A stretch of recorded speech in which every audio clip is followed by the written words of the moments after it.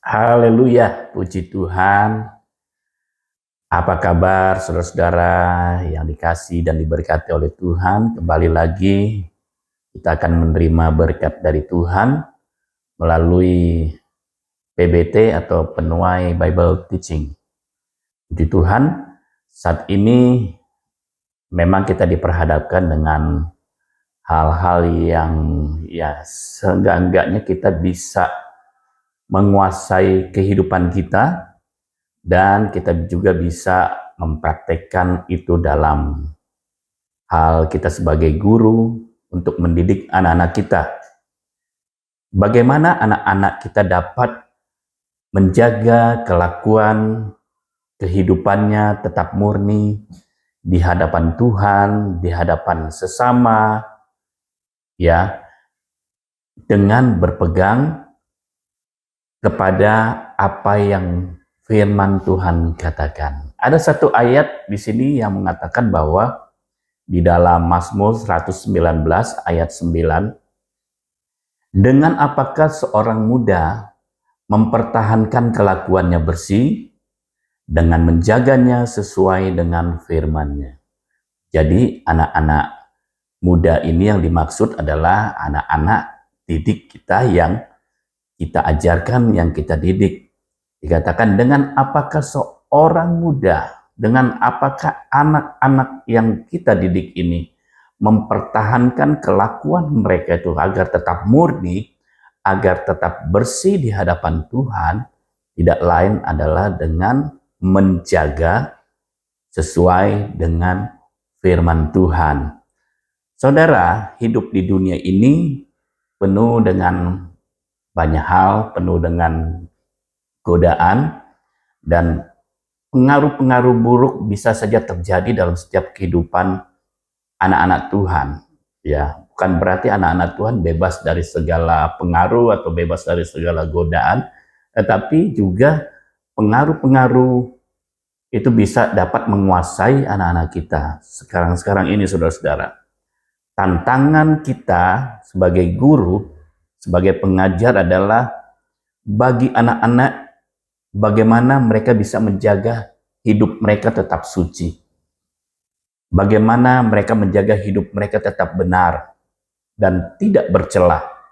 Nah, ini berlaku juga bagi semua orang tentunya, bukan hanya saja anak-anak, tetapi setiap orang dewasa juga, supaya kita juga menyucikan hati kita dan kita hidup selalu berkenan di hadapan Tuhan.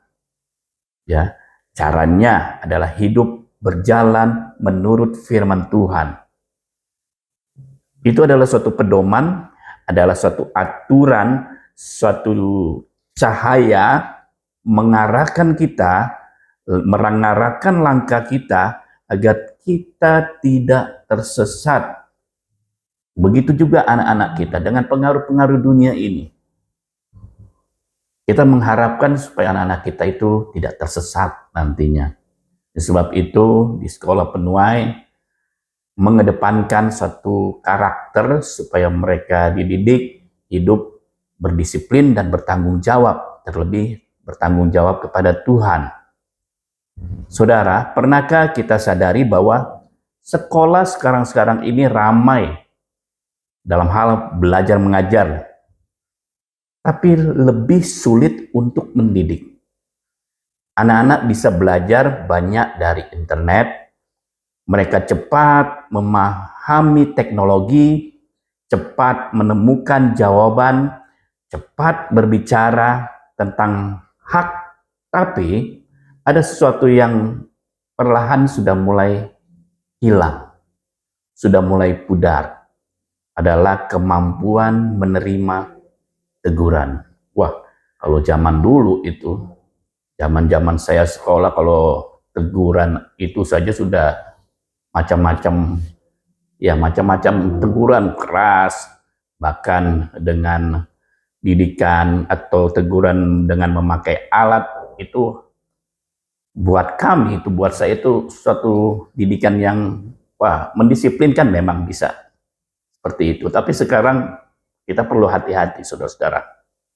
Ya, sedikit saja anak-anak dikritik, mereka dijatuhkan atau sedikit mengalami satu kemarahan. Mereka menganggap semuanya itu dikekang. Sedikit dibentuk, merasa mereka tidak memahami hal itu. Saat yang sama juga, guru juga dapat mulai berubah sekarang ini. Bukan karena mereka tidak peduli, tetapi karena terlalu banyak hal yang membuat mereka takut. Seperti apa? Mereka takut salah bicara, takut dipotong videonya beberapa detik lalu dihakimi se-Indonesia. Akhirnya banyak guru memilih aman, masuk kelas, mengajar seperlunya, lalu pulang. Karena hal ini sudah memang suatu hal yang biasa bagi guru-guru, saudara. Nah, padahal sekolah sejak dahulu bukan hanya tempat mencari nilai, saudara. Sekolah adalah tempat anak belajar menjadi manusia. Belajar disiplin, belajar menerima aturan, belajar bahwa hidup tidak selalu mengikuti keinginan mereka. Tetapi sekarang media sosial sering menjadi ruang tercepat.